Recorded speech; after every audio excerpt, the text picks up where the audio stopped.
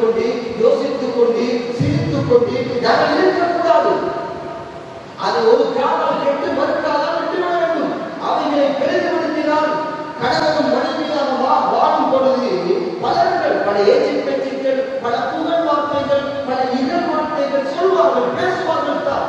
அதை பெரிதுபடுத்திக் கொள்ளக்கூடாது. பெரிதுபடுத்தினால் பிரச்சனை முத்திவிடும், பிரச்சனைகள் ஆதிகரித்துவிடும்.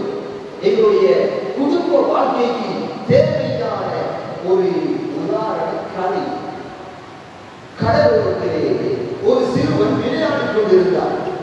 அவனுடைய செருப்பு காணாமல் போய்விட்டது. கடல் அலை அந்த செருப்பை அடித்து சென்று விட்டது. அந்த சிறுவனுக்கு கவலை ஒரு புறத்திலே, மறுபுறத்திலே கோபம் வந்துவிட்டது. அந்த சிறுவன் கடலோரத்திலே எழுதினார், இந்த கடல் ஒரு திருடன் என்று.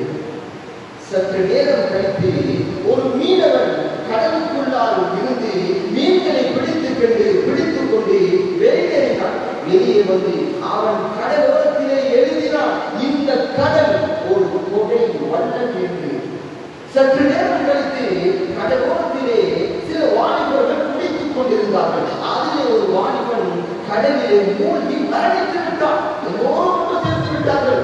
தாயும் வந்து விட்டார் கடலோரத்துக்கு.